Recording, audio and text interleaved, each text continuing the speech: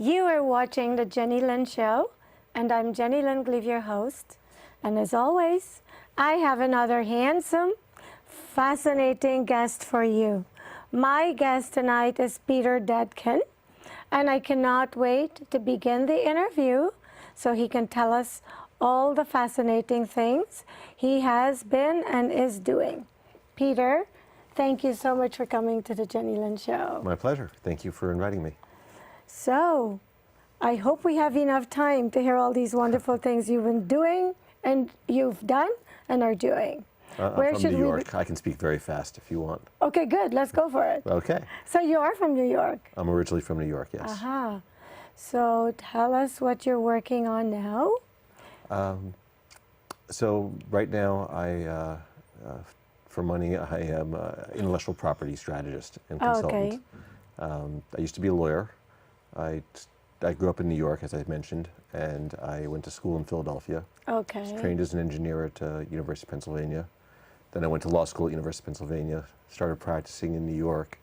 Then in 1987, I discovered Silicon Valley, pretty much. I heard Silicon Valley calling, so I came out here. I joined the Wilson Sonsini law firm in Palo Alto. Right, I know where they are. Great. I was the first patent lawyer ever to be there, and I became partner there, and I was a partner there for a few years.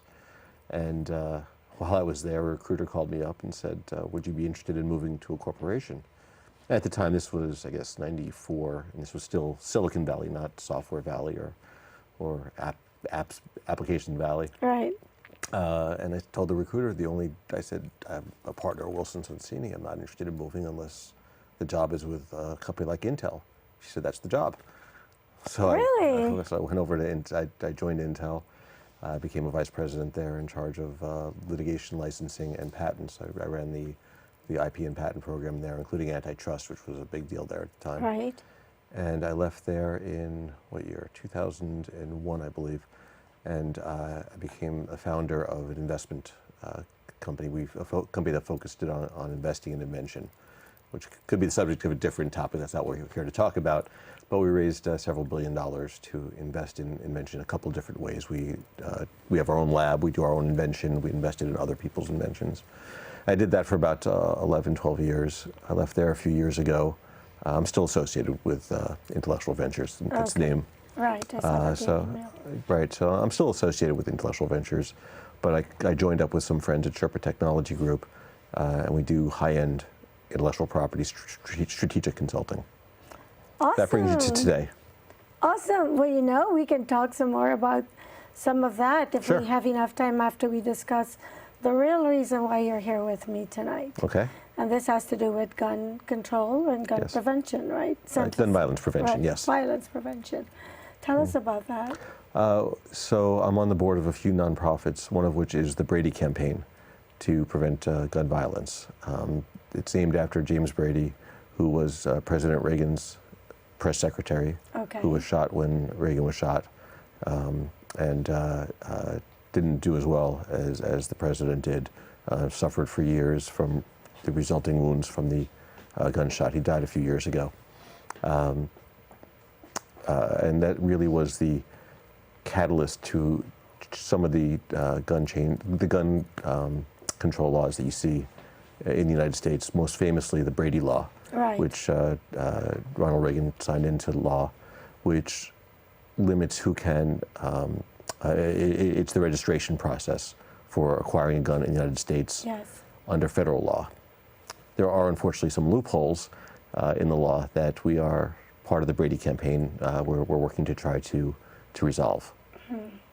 Because lately it seems like it's become a fad. Just getting a gun and shooting whomever is in your path. It's not that hard for someone who wants to get a gun to get a gun. One of the loopholes, for example, is the so-called gun show loophole.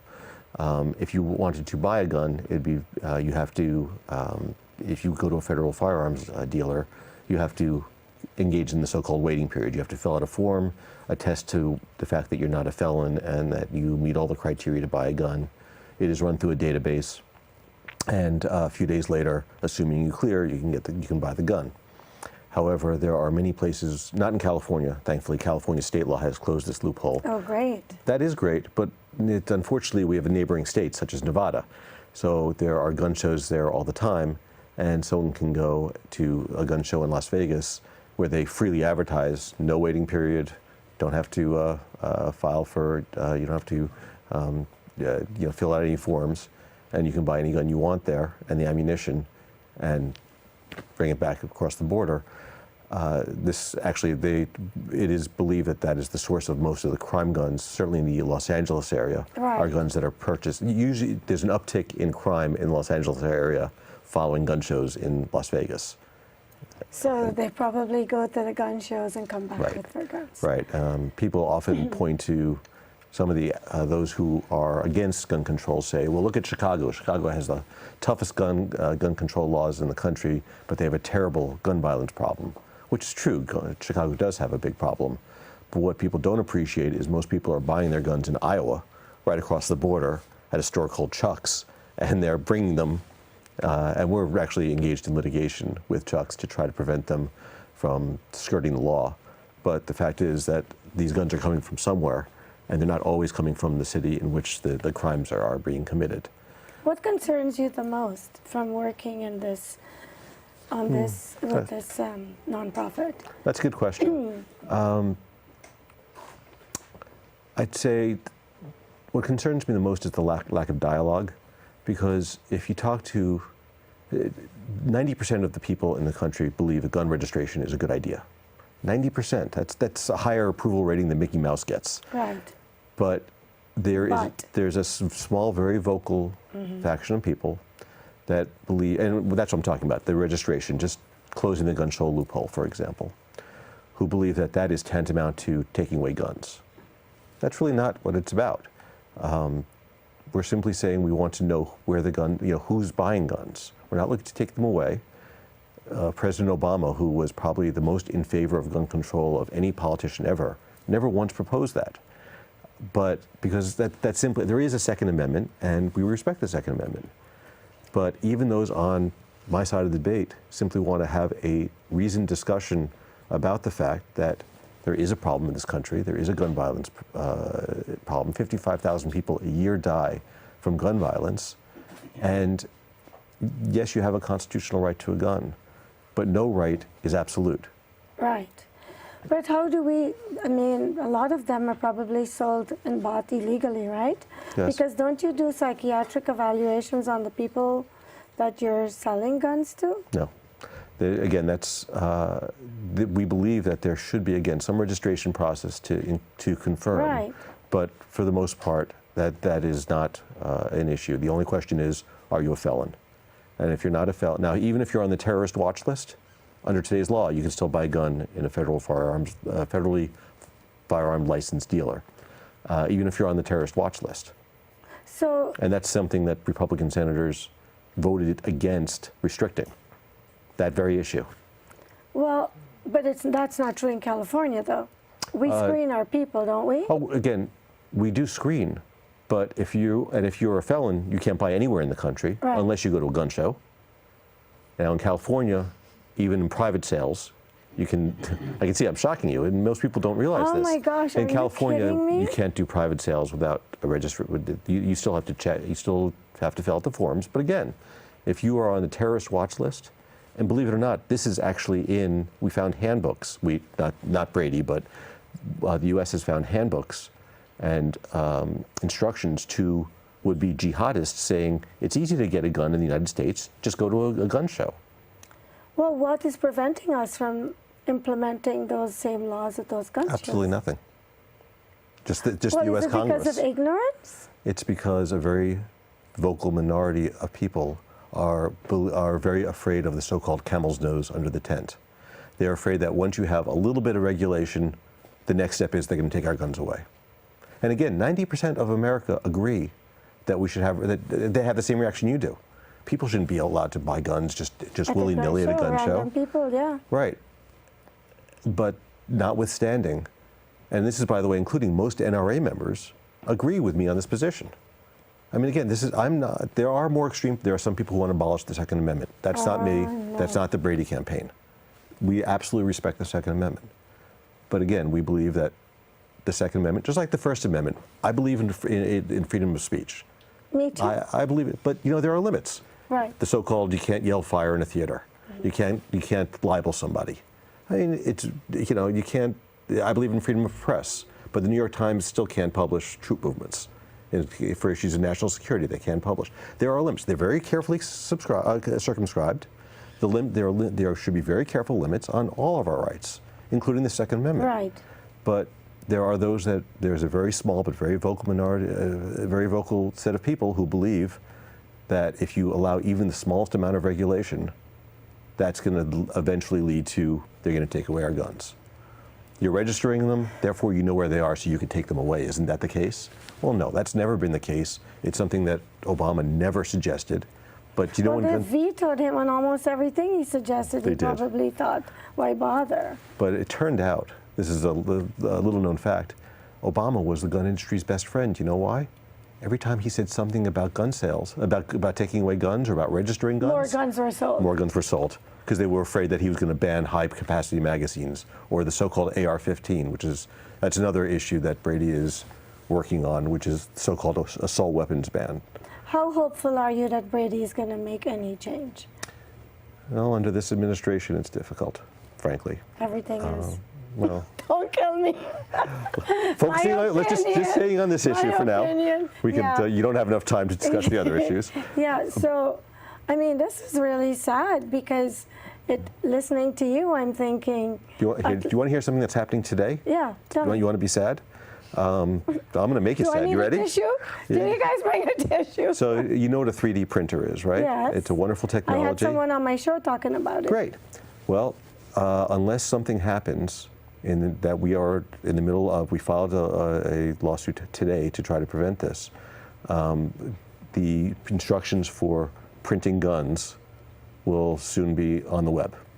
What? The ability to 3D print a gun will soon be on the web. And you can shoot with it? Oh, yeah. And it's going to be made out of plastic, and no metal detector is going to detect it. Oh my God, this is really frightening. Just to show you, and what this goes to the point about this administration. What's interesting is there's this, I think it's called Defense Distributed. I could have the name wrong, but it's Texas. It's a company. It's really two guys and a dog, and I'm not sure they have a dog. It's just a couple of guys in Texas who have the instructions for how to 3D print a gun, and the administration sued them. The Obama administration sued them to prevent it, and won every step of the way. In fact, the Trump administration continued the litigation for a while. And they won. They demonstrated to the court's satisfaction that it was an issue of national security that they should not be allowed to distribute this. But about a week ago, the Justice Department changed gears or changed direction, really, and not only settled the suit, they agreed to pay the guy's attorney's fees and agreed that starting August 1st, assuming the settlement gets approved by the court, they can distribute those instructions over the web. Well, because I don't want anybody to kill me, and because I want to stay on topic, yes, I know why. I know why they are doing this. I know why they're changing all these laws, and I'm sure you do too. Well, I want to hear your theory. No, not on camera. I'll tell you after. Okay. I'll tell you after the show because I don't want anyone following me with a gun. But I noticed that I heard in the news this week why the NRA are so popular. And you hear news, you hear this is fake news, depending on who's reporting the news. It's termed fake news or the real news. I guess it's real depending on your views, your philosophy, the way you look at everything happening now. Because there are a lot of people happy with what is going on in the yes, there are. United States government now. And I drive myself batty trying to figure out what I'm missing because I can't find what it is they're liking. I see more things that I feel is putting our nation on a slippery slope. So I wonder what hope you have, knowing what we know today about the NRA and about their funding and stuff. If what is reported is true, how do you feel working on this cause? Well, it's funny you should ask that and tie those together because it was actually the Brady campaign that uncovered the connection between the NRA and the Russian funding. It's the Brady campaign. I'm not surprised. Through a FOIA request, we uncovered, and we've been working to disclose that. Now, Will that have an effect? That's for the American public to figure out and see if it's something they care about. I would think it does, but I've been very wrong in recent years about what the public would care about. Yes, so have I. But Shocking. so, frankly, those of us who would like some common sense gun restrictions, we're fighting a rearguard action right now, trying to keep 3D printing guidelines from being printed. How is that going to be possible? How to keep it? Well, we filed a lawsuit today asking for an injunction to keep that from being published, and we'll see. It's down in Texas, but this is a judge that determined it was a matter of national security, public safety. It was his phrase, that this should not be published. So we'll see if he's willing to allow us to intervene and make these arguments. So I was just out in your green room checking my email to see if there are any results. I haven't seen any yet. Okay. Well, because what's scary about that is already anybody could be shot anywhere with what's happening now. And if you're going to make guns on a 3D printer that cannot be detected by a metal detector, it means that we're going to have guns on airplanes now. Well, hopefully there are technologies that will catch up to the gun manufacturing technology, but even that if is it's made out of plastic? Yeah, again, this is a different show, but actually I'm aware of some technology being used in airport screening that could detect it. We have to do another show. Because you have children, and I have children, and we have friends with children, and we're all people in the world, and it's not only about you and your children and me and my children. It's about the safety of everyone. And everyone, anyone can be in the wrong place at the wrong time. That's true. That's true. And that's just one of many issues that we're fighting. Again, the 3D printing, assault weapons, the assault weapons ban. That is something that was the law here in the United States for about 10 years. And studies did show that it was effective. But it expired, and they couldn't get that. That was Dianne Feinstein's law. And she tried. She tried to get it reinstated, but that did not work. One other issue that Brady has three main issues. One is the so-called background checks, the Brady background checks, the registration. Second is assault weapons ban. The third is the extreme risk protective order. Right now, if you determined that that handsome cameraman over there was going through a very difficult breakup, and you thought that he was a little unstable, and you knew he had a gun, you could go to the police and say, this is a problem, and perhaps we should do something. And if the police agreed with you, they can go to a court and have the gun taken away, at least temporarily, until, and they would give him a chance to have notice and an opportunity to be heard, but at least you'd remove the gun from the situation. Right now, there's no mechanism. There is a mechanism in California. I should say there's about 8 states that have that, but there are a lot of states, 42 states, that don't have any mechanism to take the guns out of the hands of troubled people, troubled teenagers in school, folks going through a breakup. Gun violence is one of the main sources of domestic violence. And you can imagine that would be a very useful tool for police to have, to be able to take the guns out of the hands, out of those they felt were too dangerous to hold one. At least, even if it's just an emotional situation at that moment, and they could have the gun back later. And that is something that we're working on pushing. And again, it's something that you think is common sense. And it's something that a lot of people, fundamental. It's something that a lot of NRA members would say, yeah, I'm on board with that. But again, you get to that whole camel's nose under the tent argument of, if we allow them to control guns this way, who knows what's next? Right. Well, the thing is, we want them to have their guns. We just want the guns in the hands of responsible people. That's exactly right. A good story that's stuck out in my mind, it's coming to mind now as we speak, is the woman who drove from Los Angeles and went to YouTube with the senseless killings. And the police were notified that she may be a little bit unstable, but I don't think, based on my memory, that she had a gun when she left. But she was able to come drive up here, buy a gun, and go and kill those people. I mean, it blows my mind. Now, let me address one argument that some of your viewers are going to say, come on, Detkin, you're never going to be able to solve. I don't remember the facts of that sort of situation, but let's look at what happened in Florida. Or protective orders wouldn't have stopped that, or a background check. And the fact is, the things we're proposing would not stop all violence. There's no question. Right. But it is documented that background checks. It would control it.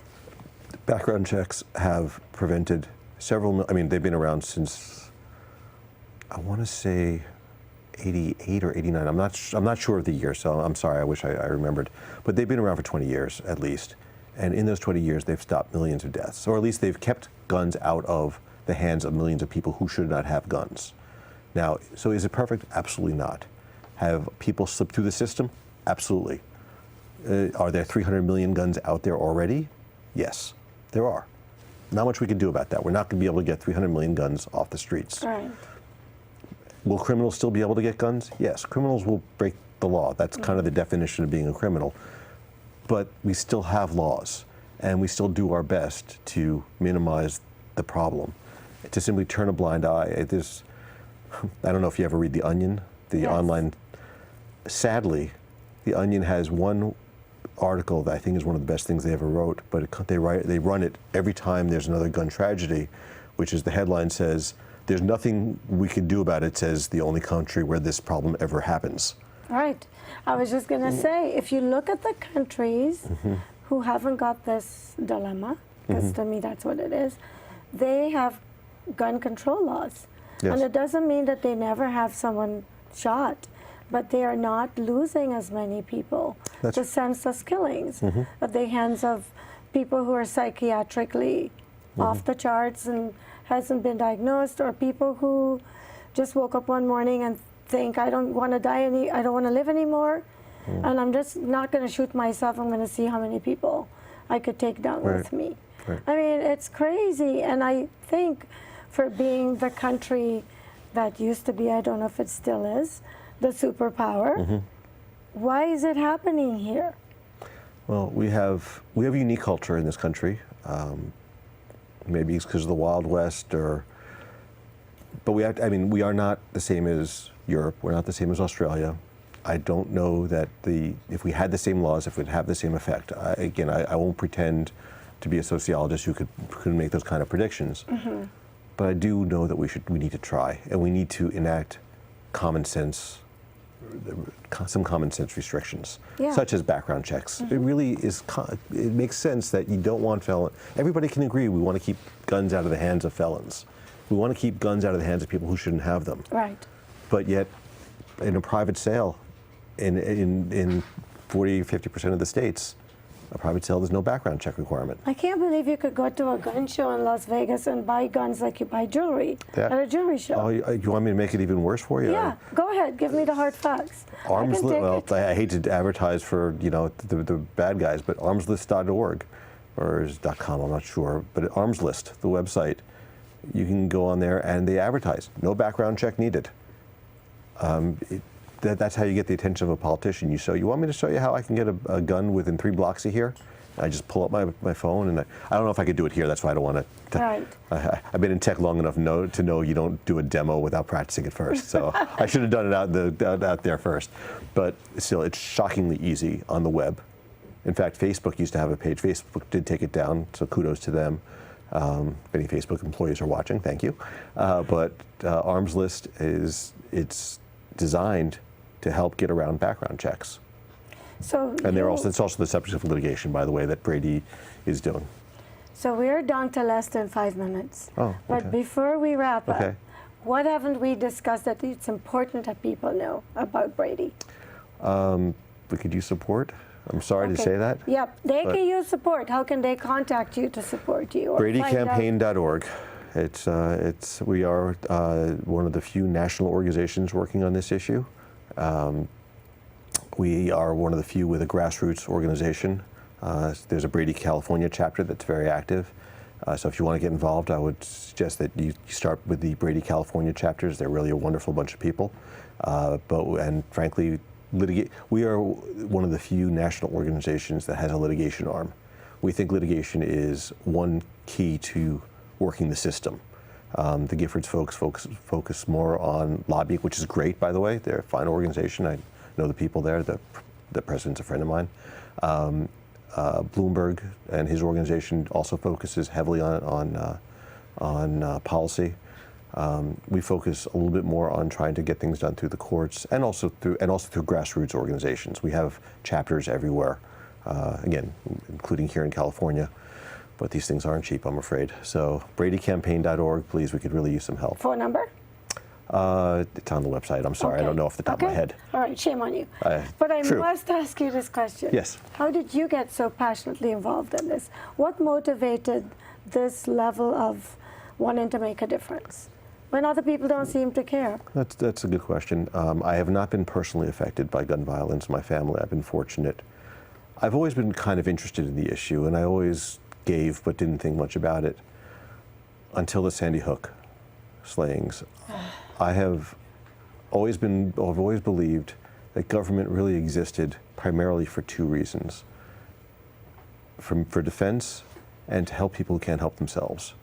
There are many other things government does, which is fine. I'm not a complete Ayn Rand, libertarian, but I always felt the government really needs to step up when it comes to people who can't help themselves. Right.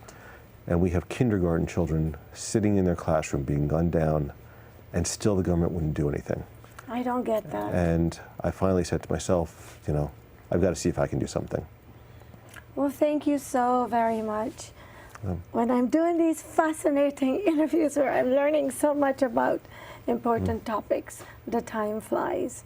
I'm so grateful that you're doing this, that you took the time to come on my show to share what the Brady Foundation is doing. Please contact him, Brady. BradyCampaign.org. BradyCampaign.org. I am sure everyone has been aware of what's going on with people running around and killing innocent people. I think we all need to make an effort to create change and protect each other. So thank you so much for watching the Jennylyn Show. And as always, I will see you next time with another amazing guest. And thank you so much to my crew without whom I can't produce these shows. And I'll see you next time. Thank you, Peter. Thank you. Enjoyed it. I enjoyed it.